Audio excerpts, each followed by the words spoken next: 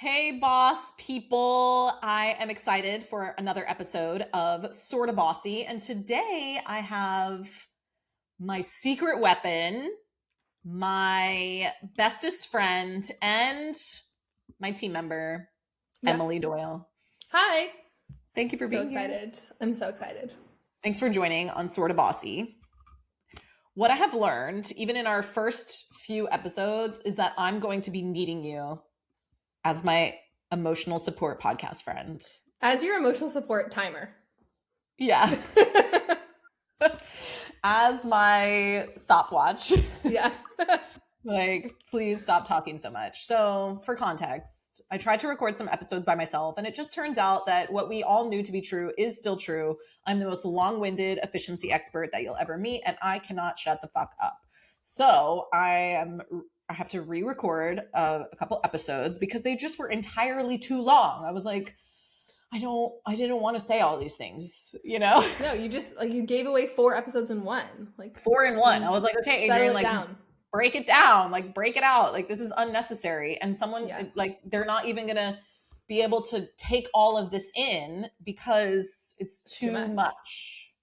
So Emily is here for multiple reasons. One, because I find more comfort when she's here versus me being alone. There's something about being alone on video with a podcast. It's just like the vibes are better when I can talk to you, like ask you a question. Always, like, in everything we do. It's always better when I can talk to you. Yeah, like what do you think about that, right? Yeah. Because, and it's also different perspectives, right? I think that that's valuable, especially the things that we're talking about when it comes to leadership. You are in a leadership role, but you also have leaders. Like I am your leader. My supreme. That's the creepiest thing. I was supposed to call you my supreme leader, but I was going like Star Wars vibes. I was feeling Star Wars vibes from myself, but I was like, almost like I am your father, but I am your leader. But I'm like, that is so creepy. Why am I saying it like that? Like, I'm not your father. I am a leader in the company. Whatever. You know what I mean? Like, keep it moving here. You lead and you are led. Aren't we all? Like, I am the CEO, the leader of the company, but I also look to other people for leadership. So it's like, of course. So anyways, all that to say, we need different perspectives. And I just thought it would be more fun to have Emily as my co-host. So it will be just kind of decided based on topics and availability of like, if I'm going to do solo episodes on topics or if Emily's going to join. Emily will always be joining our Dear Bossy episodes, which you're in for a treat. The next episode is Dear Bossy. So once you get through this one, you can hop over to that. You'll see we're wearing the same clothes. We're wearing the same clothes because we're recording on the same day. And that is life and business, baby. Efficiency 101. Efficiency 101. We're batching, and I am not even caring enough to go change my shirt. Because why am I trying? You know what? This is a good conversation. Why am I trying to trick you that I recorded this on a different day? Like, why do I care? What does it even matter? What does it matter that I recorded this on the same day? This is not about like this is not a daily culture. No. Like this is not like, you know, news specific where it's a timely thing that you can't record it in advance. So I don't know why people do that, but people do that quite often. They're like, oh, bring like 5 changes of shirts while we record your videos because you can't let people know that you recorded them all in the same day. You have to do even though it's like the same lighting, the same hair, same makeup, same lip, same jewelry, you know, but I don't know. So we're here on the same day. We're wearing the same outfit in the next episode. Yeah. So if you are a video podcast watcher, consumer, then you will, or if you're on YouTube, you will see the same outfit, and I don't care. Also, even if this wasn't the same day, I might be wearing the same outfit because I have 5 shirts. I only have 5 of them anyways. I live in leggings and crew necks, and I put on like one of 3 sweaters. Yeah, I was thinking about this the other day. It's actually getting warm again, but when we were in our little cold spell here in Florida, I was like, I only had like 2 of my favorite black leggings, and the other ones were like not sized appropriately for me. Like they're annoying me when I wear them. So I was like, I think I need to buy like, I need to have 5 pairs at least to get through the week because I wear the same thing every day. kid you not. I have 8 pairs of the Aerie crossover 7/8 legging, and I wear them every single day. Yeah. I wear jeans if we're doing something, like I'm going to a concert, I'll wear jeans, but like just living my life, you can pry those leggings off my like cold dead corpse. Like I do not care what Gen Z or Gen Alpha says. Like leggings and a crew neck is my uniform until the day I die. Yeah. And I am a millennial and I'm fine with that. Okay? Yeah. Right. Okay, so it's not the topic. That's not what we're talking about today, but I thought it was important to communicate. Yeah. And we're gonna wear the same outfits here. Yes. So today's topic is actually why women leaders get called cold. And I bet if anyone's listening at the beginning of this episode, they're probably wondering why women leaders also get called yappers, right? Do you remember when someone said that about me? Yes. Or us. I can't remember if it was us or just me. It was a man, and he wrote to us saying something about like, she talks too much or something like, yeah. I was like, okay, bye. People have so much audacity that I can't like, I do remember this, but it's like one of 25 things that people say. It's like one of a million criticisms that I've gotten over the years. So that one just like blends into the others. But we're recording this episode because I think it's an important conversation. Yes, it is a gendered conversation, but gender is actually there is differences in leadership, and these are studied differences. I'm going to share some statistics today that like, this is not just like in our heads as women. These are like real facts about like, we get labeled and coded differently even when we have the same behaviors as men, right? Mm-hmm. And so but one of the first one of my first experiences with getting like labeled like in a negative way, I think I was 22. It was like my first job out of college, 21 or 22, and I was working at a camp, and we would teach, like we taught like elementary through high school aged kids all throughout the week, up to 26 different classes we had to know how to teach, and mostly environmental education. My background is actually in like wildlife ecology and conservation. Super random, I know. That's a story for another day, I bet. But I was teaching at this environmental education camp, and at the end of every school visit, the teachers and the parents and chaperones, whatever, they got to fill out these like feedback forms about us. And on one of and then at the Friday meeting, our managers would read the feedback forms to us. So we're sitting in a group meeting, and one of the feedback forms says like, everything was great except Adrienne is so cold. And I was like, imagine in a group meeting too, like they're just reading this out loud to everyone. No. And I'm like, oh, interesting. So like mean. I like never thought that about myself until that label was given to me. And then I have found over the years that like, I almost like took it on, I took it on as like, oh, I am cold. I must be cold. some stranger identified that about me. And so that must be my whole identity, Yeah.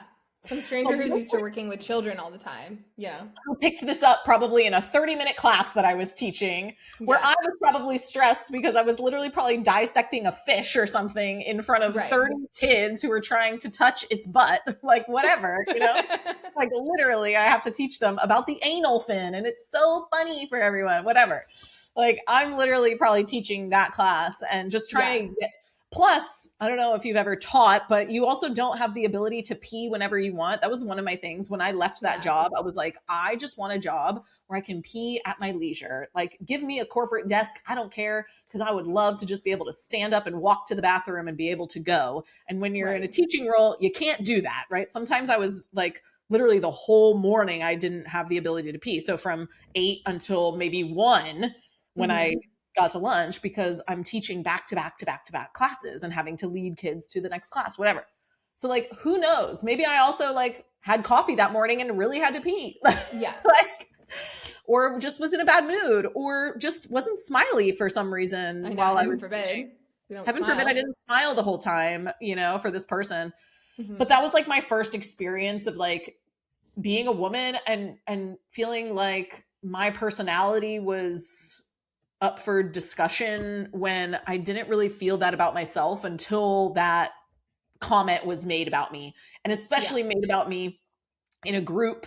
Like, I think that my leader manager at the time did a poor job of protecting me in that room by also presenting it to all my colleagues and peers, right? Yeah. Because then after that, they also gave me a nickname, which is really highly inappropriate at this point, because we used like, it was like Native American, you know, a lot of camps use like Native American stuff, right? Well, they gave me like a Native American nickname, and they made me like Native American gear, and it had my Cold Bear was my nickname for the rest of that career. And anyone that you probably could go and ask that worked at camp with me, and you ask them what's her nickname, they would be able to tell you, because that's what they called me. And so we're here to talk about that kind of stuff. Have you ever been called cold, intimidating, harsh? Yeah. Oh yeah. It's like, also, I have never in my life of knowing you ever experienced you as cold, so that's just like makes me so sad. I was drawn to you like a moth to the flame. So thank you. Well, I appreciate that, because I don't feel like maybe you did some work on it, because you never presented as cold.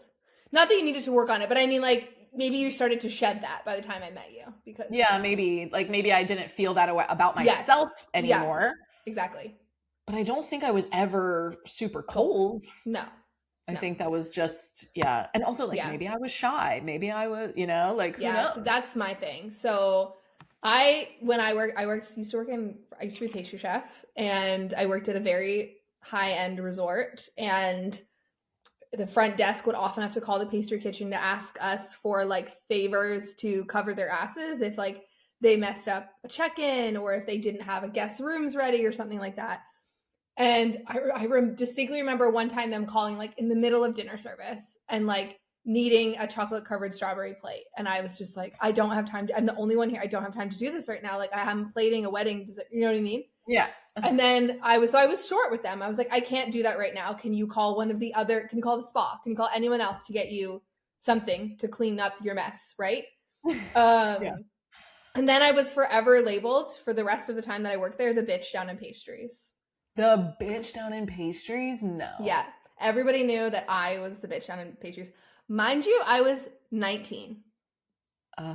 See, so ours were both of ours, very close in age, very young. Maybe 20. Like, you know what I mean? Also, like, spreading my wings, trying to, you know, so maybe I was firm. Or maybe I was just like, no, I'm busy. You know, like, okay, like, as a grown adult, twice that age now, I can see, like, maybe I was short. Okay, you're calling me at 7:00 on a Saturday night to fix your mistake. I'm sorry, I'm busy. Like, fix your own mistake. Well, that's the thing is, like, I think most of the time when someone is called cold or aggressive or whatever, like, cold usually translates to something like, she didn't manage my emotions for me, right? Like, or she had boundaries. That sounds like what yours was, right? Like, she set a boundary and I didn't like it, so she's cold, you know? Or like, like, all I said was no, I don't have the capacity to do that. Or she didn't perform like feminine, you know, in the way that I envision. And so therefore she is cold, right? Like, I'm also like the translations of what they mean.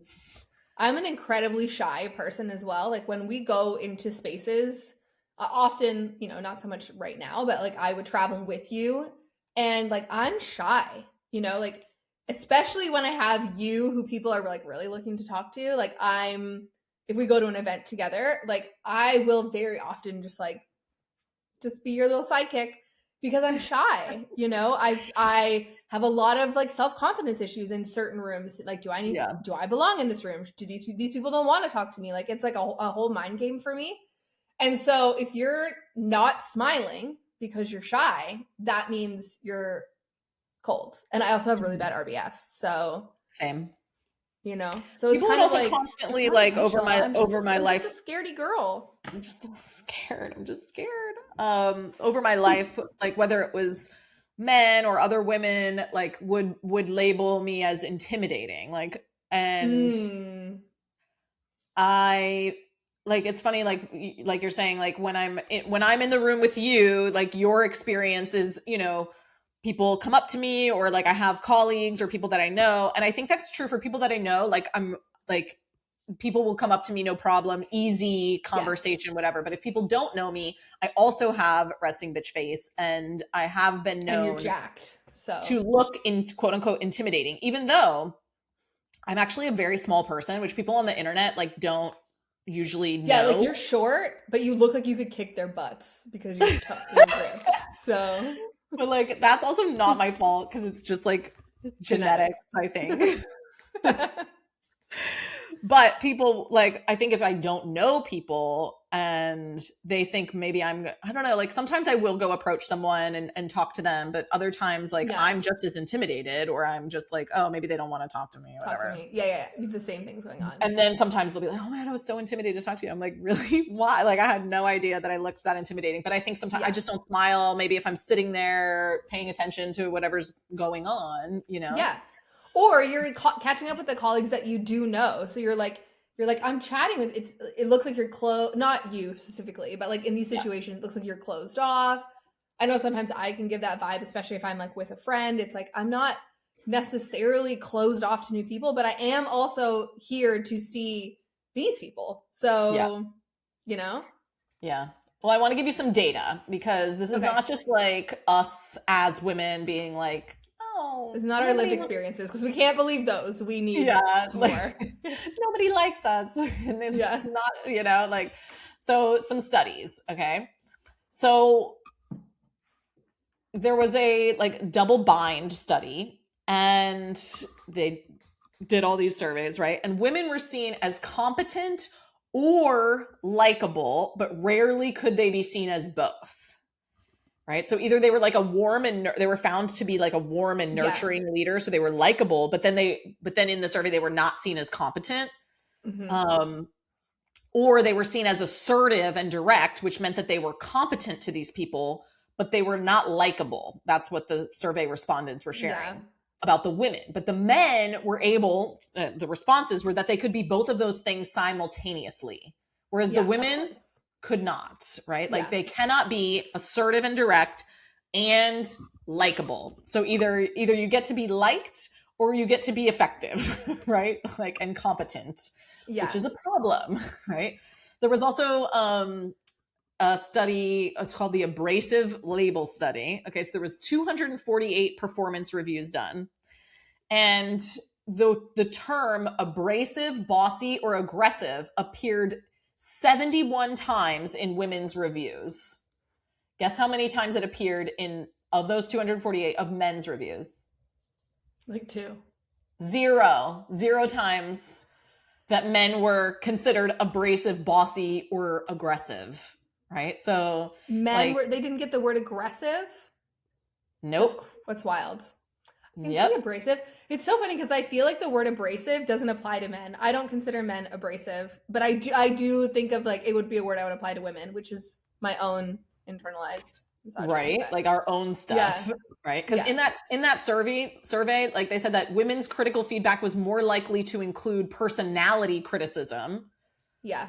Whereas the men received constructive feedback, such as like you could develop this skill and that would be helpful. Yeah. Right. Whereas women receive negative personality feedback, like you can be really abrasive or you need to watch your tone. Like theirs was like those things. Whereas they gave the men like credit for like, oh, you're great. But like you could develop this skill and that would make you even better, you know? Yeah. So it's like, obviously we're being judged on our personality, not just our skills, our competency. And I choose to believe that's because there's nothing that our skills are already so far developed that like there's nothing. So high.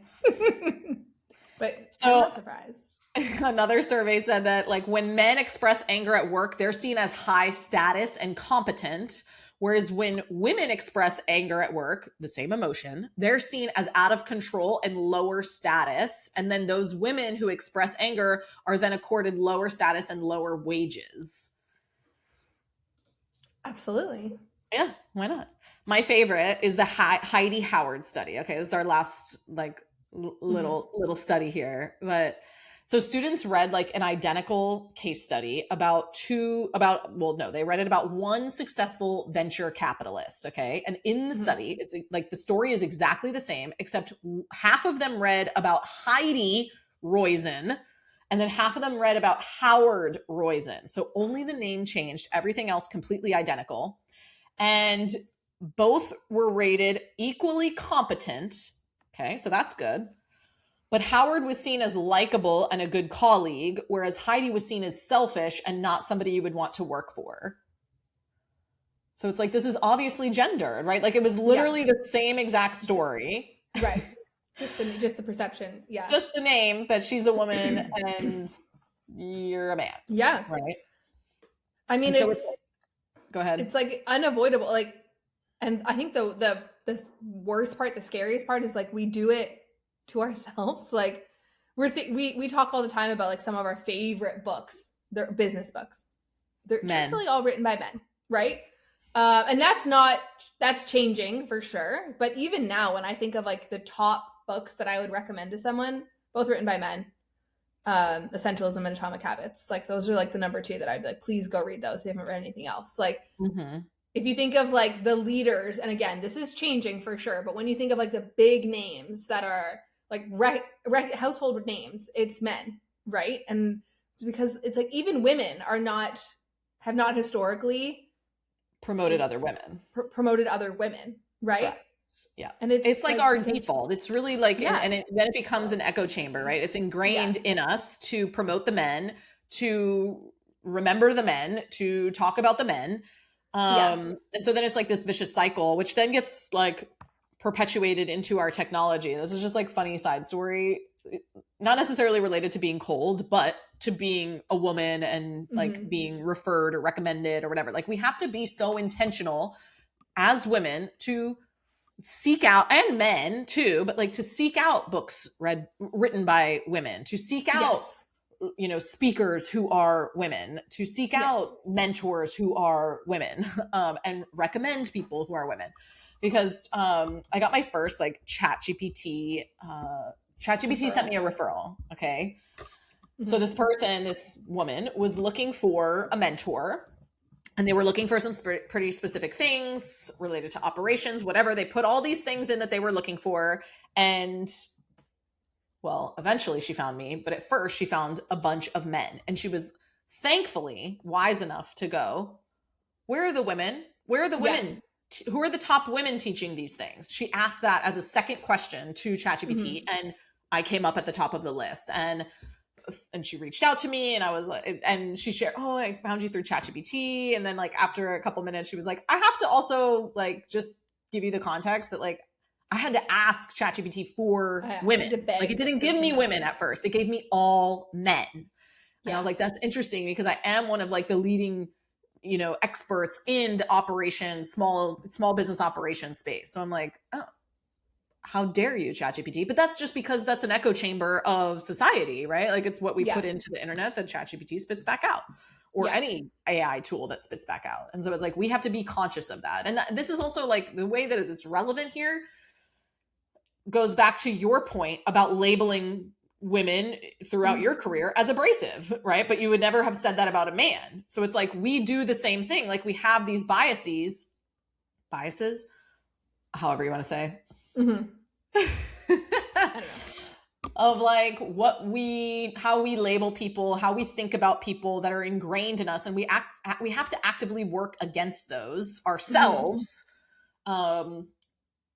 to make sure that we're not part of the problem, I think, and part of that is not just allowing this narrative to continue, right? Like not allowing the narrative of like, oh, women are seen as cold as leaders and men are seen as competent. It's like, no. Yeah. And we don't, like, the answer isn't shrinking and like staying small, right? Because I think that's like the default is like, oh, well, if they're going to see me like that, then I just need to play it smaller. I need to be quieter. I need to,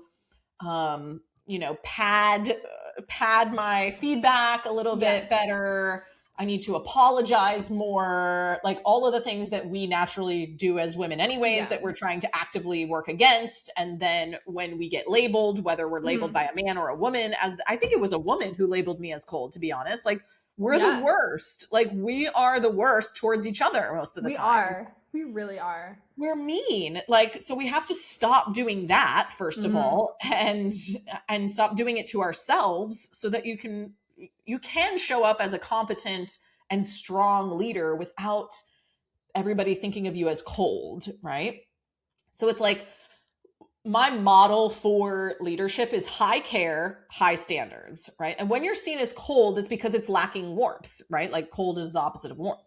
Mm-hmm. So it's like, how can you add warmth while still being direct and still being seen as competent? And I think there are ways to do that, but it's definitely not like shrinking or just smiling because you think that's what people want, or like softening your language. Like, no, like you can show people that you care about them and give them really direct feedback and hold high standards of them. Yeah. So I think that there's like, you know, like how can you be clear with someone and show you care, right? So like something cold might be like, this work isn't good enough. You need to go redo it. Like, have you ever gotten like really direct feedback like that? Not necessarily from me, maybe from me, but like from any leader. Like it was just like so to the point and to the like, we talked about Enneagram a little bit on other episodes, but like someone might be just like a very direct person. They might not understand that comes off as cold sometimes.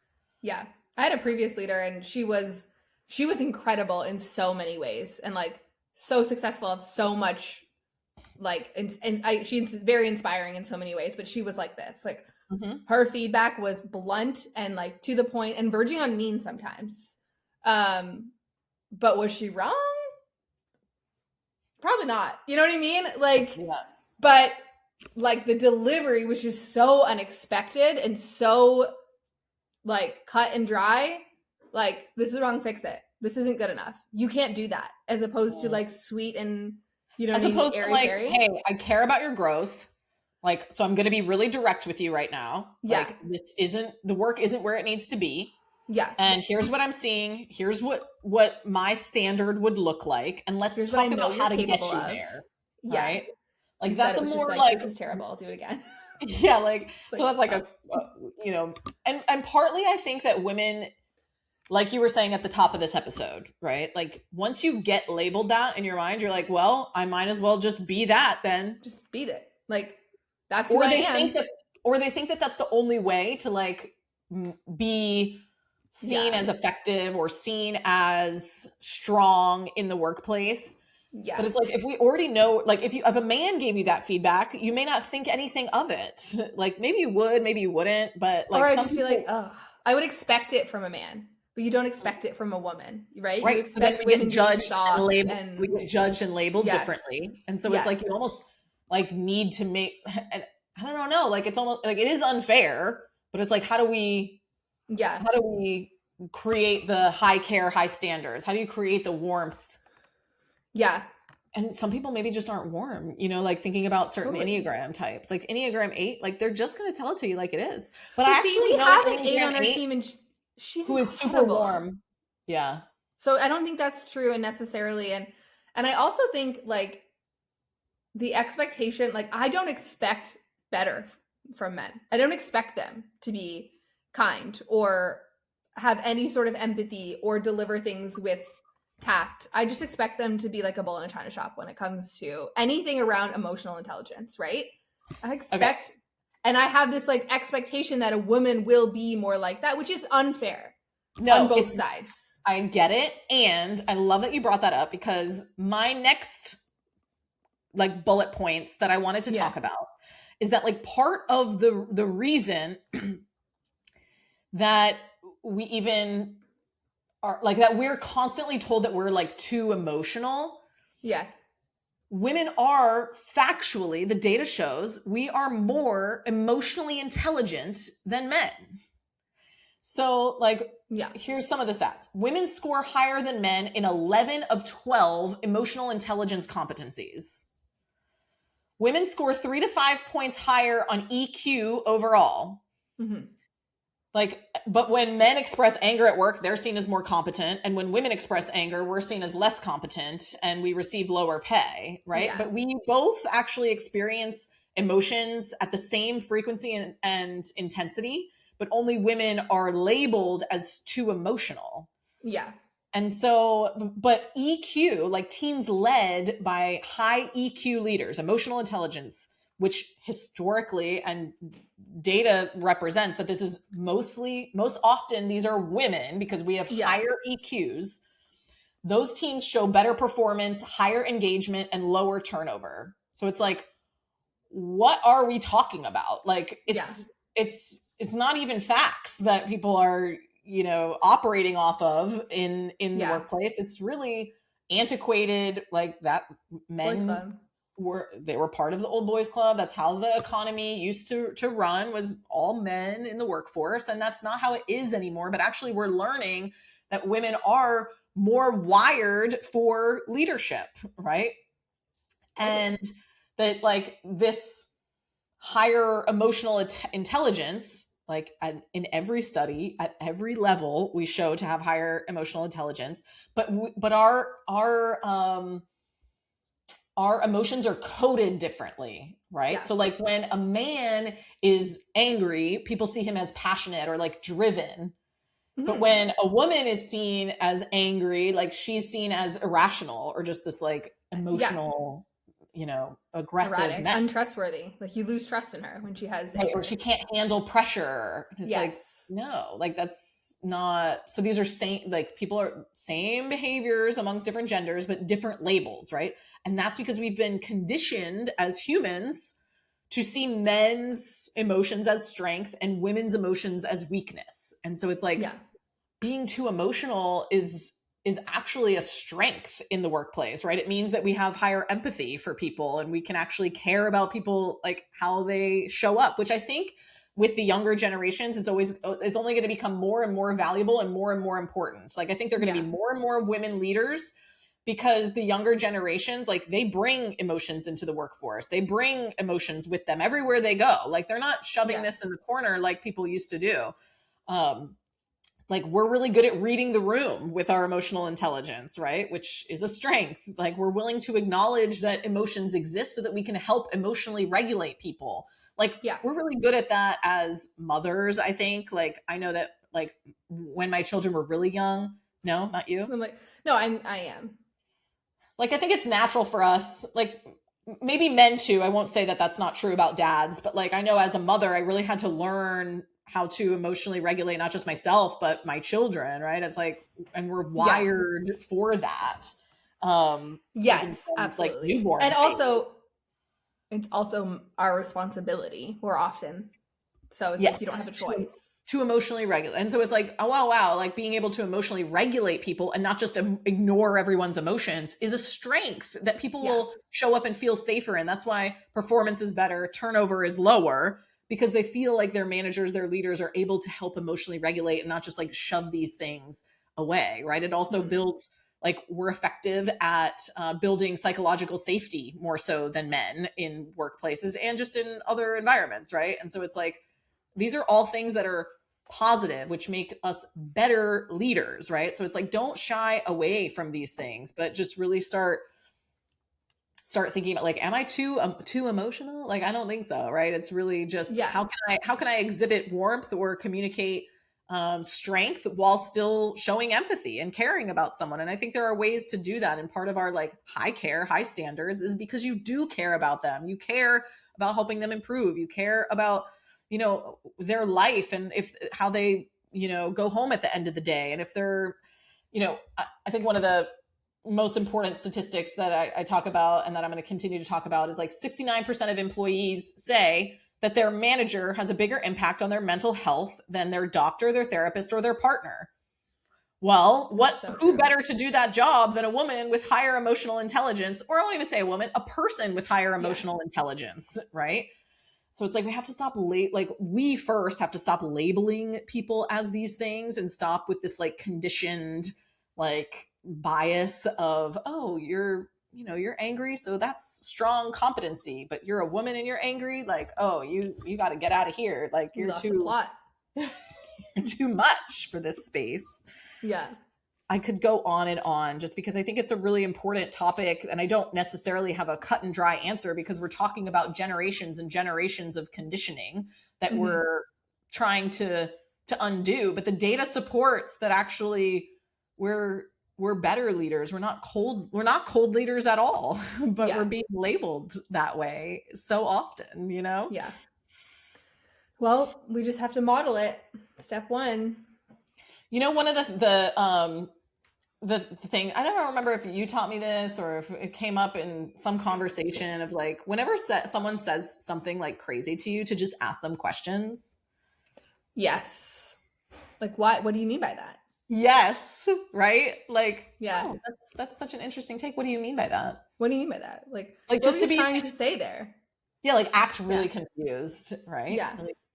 Like even it's a strategy for like passive aggressiveness, or if someone is like trying to call you out, it's like, or if someone says something inappropriate, it's a really good way to be like, what did you mean by that? Or can you say that in another way? And it's like, make them explain it. Make them explain it. Yeah. Yes. It's like when that female reporter made one of the hockey players be like, but why did you laugh in the locker room? And he was like, he had no answer, because she's just like, can you explain your bad behavior? No. Sorry, not to get political, but you know. But that, like, I love that strategy. And so if anyone is ever specifically calling out your behavior, like to ask questions like, oh, what did you mean by that? Or what was your point? What was your point of saying that? What were you hoping to accomplish by that? Yeah. But like, do it perfectly innocently. Like, I don't understand why. Like it's literally like the way when we first talked about this years ago was like, just literally act dumb. Like act like you really don't understand what they're saying or what they're talking about. Like, because I don't. Like if someone called you cold, oh, what do you mean cold? Like, what do you mean cold? And then they give you this perfectly example of like, oh, you told me that like I needed to make this blue instead of green. Like, oh, what about that was cold? Because I didn't put a smiley face emoji after it? Or an exclamation point? The LOL? Yeah.